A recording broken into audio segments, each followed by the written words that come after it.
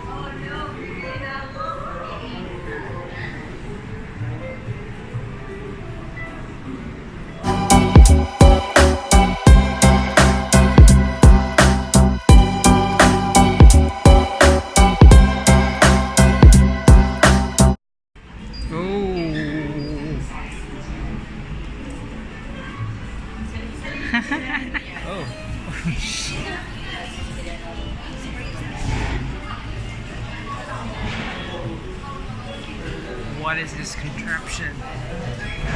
Before we stalk those influencers, we need to relax first. So that's why we're here at Ogawa. Yeah, I'm relaxing. Di alang ka. Ito namin mag-ribbon cutting. Once again, we'd like to invite everyone to join us here at the front for our opening ceremony.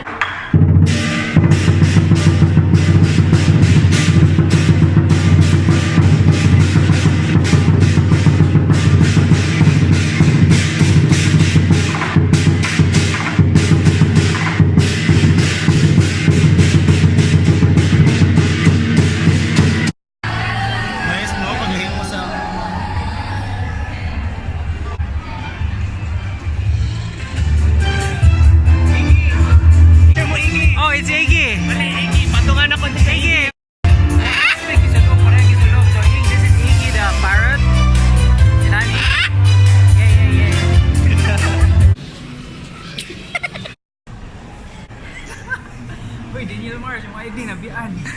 Sorry, pagsuot. Pero ikaw sa mag-Daniel Mars ka rin. Sorry, pagsuot din. Making content, I think budget is not an issue because you can even take take videos to your phone. Like, I think important is the story or the content you're making. Because even with fashion, like you can go to ukay-ukay, diba? It's not an issue, the budget. I think it's really the story or the content you're making. For me, my advice is don't spend above your means. Like, you can really, like what Brittany said, you can make the greatest content. Even if you have the best camera in the world, it doesn't mean that you're gonna make a good video at the end of the day. You can have just like a phone, like what she said, and at the end, you'll get 1 million views. It's the ultimate travel experience. Oh. You travel a lot. You're an explorer. I do.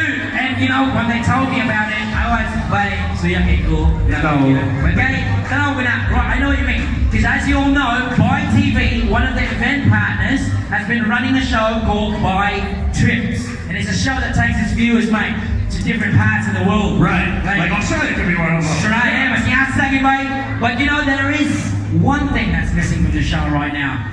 What? Our face. You know what? Sayang eh. Feeling ako pwede tayo nag-apply eh.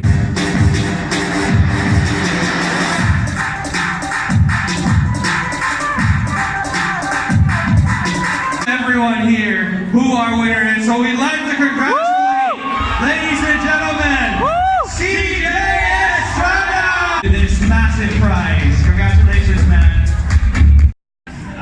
Let's keep it as a fun shirt because Wow! Wow, influencer! Influencers! Not influencer. CebuFinest.com. do you know who he is? Let him know that you know. I think the proper question is, do you know who they are? Well, they will find out. Watch this.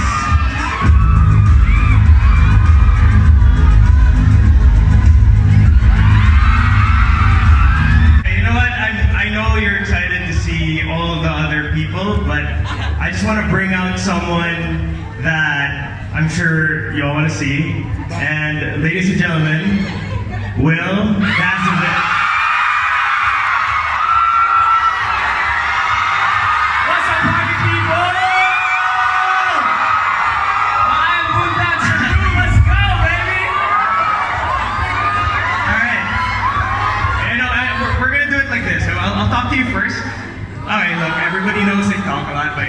because of Wil. So I think we have 10 minutes here, pero alam mo na, daming satsat si Mr. Sir Jacko De Leon, so this might be an hour. Brace yourselves, grab an una, and get some snacks, it should be a long time. Did you ever expect it to be this big? You know, I always wanted it to be this big, and I hoped for it to be this big, and that was, yun talaga yung plano ko. I mean, yun ang isa sa mga dahilan kung bakit nagsimula ako mag-vlogging, kasi I was thinking, you know, the future of media and entertainment was all going to YouTube, and the vlog was such an it was such an inspirational and motivational form of content that really inspired me, and I wanted to do the same thing for the Philippines, because at the time I had just been in the Philippines. I just moved to the Philippines. So it was my plan. I hoped it would be like this, and I wanted it to be like this, and I always said it would be like this, but I could never imagine it actually happening and seeing like all these just DSLR and Adobe vloggers here and cameras and everything. I was on TV before I started vlogging. I was working on television, and I always wanted just to bring more value aside from entertainment. Entertainment is great. It's probably one of the best things out there, because there's so much you can do to a person just through entertainment and making them happy and smile. But I always had a dream to add value-added content, and that was through, I guess, just telling my thoughts and showing my perspective. I think at this point I want to introduce a few people that you might also know, and so we have a squad, and I just want to introduce Daniel Marsh. Top of the morning to you, my good friend, Wil Dasovich, Mrs. Diga in the building. Here we go, Brett Maverick, Brady Gang. What's up? Wait, that was it. Being able to do what I love, and that is traveling and having brand new experiences every single day in this crazy, ever-changing environment in the industry that we work in. It's really cool to have to adapt every single day to a brand new feeling. And this job requires extreme stamina and resilience. And I think having that as a challenge every day on top of having fun is keeping that balance. I mean, for me, it's like crafting a story is pretty cool, and you get to showcase it to many people. And in so ways, you get to influence them for, you know, the better or the worse, depending on your content, obviously. But it's amazing to do that. So I love it as a creative outlet to tell stories. I think the most important thing that for me is having a voice, because there was a time where I wasn't that confident, and I felt like what I said didn't matter much to most people. And then once I started to vlog on YouTube, you realize that there's so many people that can connect with you. And it really brought out my confidence and made me feel like, whoa, I'm not such an outcast, weirdo person. And I think that was the most beautiful moment I had for me.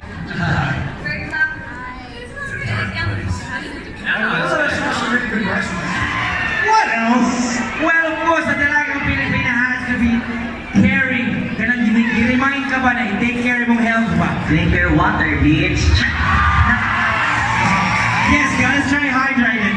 Unsa pa man? Unsa pa may contribute sa Dalagang Pilipina? Well, definitely, not just all those small things, but yung my overall impact. Maybe, yeah.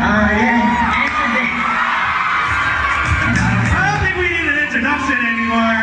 I'm pretty sure everybody's familiar with those sound clips that we've heard. Definitely. And yep, we all have a Dalagang Pilipina in our lives, but the ultimate Dalagang Pilipina, watch this.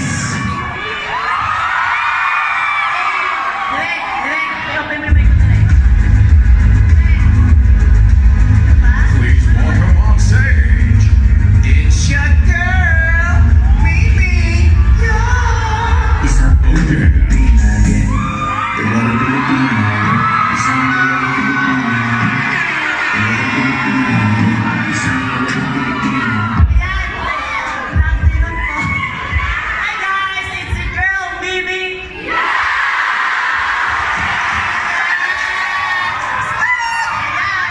Oy, thank you guys, at saka thank you Baikon for inviting me po dito sa event na ito. Okay, so ayon po sa script. Ayon sa script, ano daw po, talk about her content creation journey.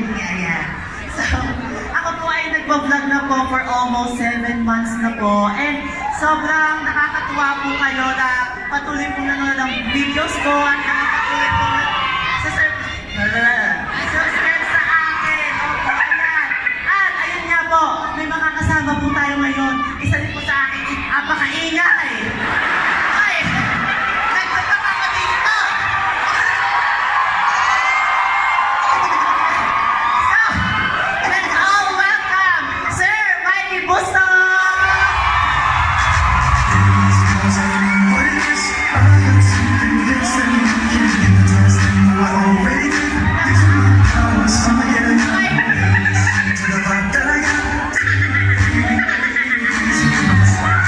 Good afternoon, Plastic Balloon. How are you doing, Cebu? Oh my gosh. Say na I'm a fan of yours. Tama ba? I'm a fan of you. Salamat. And you know what? I'm a fan of you too. Mimi, one of the fastest, biggest stars in the country right now sa YouTube. Oh, it's so great. I'm so proud of you. I'm also proud of you, Sir Mike. Thank you. Okay, yeah. And I wanted to know, how are you coping with the fame? Because fame it's a different thing eh. Iba talaga. How are you handling it? Ayun po. So, sobrang bilis po talaga ng mga yung growth po. Sobrang bilis po ng mga nangyayari. And hanggang ngayon po, hindi ko pa rin po talaga ang tawag dito? Inhaling. Yes. Yes. Yung itong itong industry na po na to. Pero sobrang thankful po talaga ako kasi sobrang nag-iba rin po talaga yung life ko, yung life ng family ko because of YouTube po talaga. I see. Ayun po. So, yun po. That what friends are for. Yeah. Are we friends? Are we going to collab? Yes. Promise, ha? Yes. Tingnan mo, hinod na po ba ako sa naman namin pa. Pero ayun po, yun po yung nagpapapush sa akin sa YouTube, yung for my family po talaga. So ayun lang po yung masasuggest ko sa inyo, if yung core nyo po talaga is positive, right, for family po talaga, and not just for the money, sobrang, siguro po mas mapapadali po yung paggawa ng YouTube and mas ma-i-inspire po kayo parati. Yes. Pay attention to your output. Wow. Okay. Also, we've all seen your amazing epic collabs with Heart Evangelista, right? And Alex Gonzaga. Okay, so can we expect more content like that? Will that be your format? Kayo ba gusto nyo ganon? Si Chi, tuturuan natin sumayaw ng mabuti. Mali kasi. Sabay-sabay. Ayan. So, yung mga abangan natin.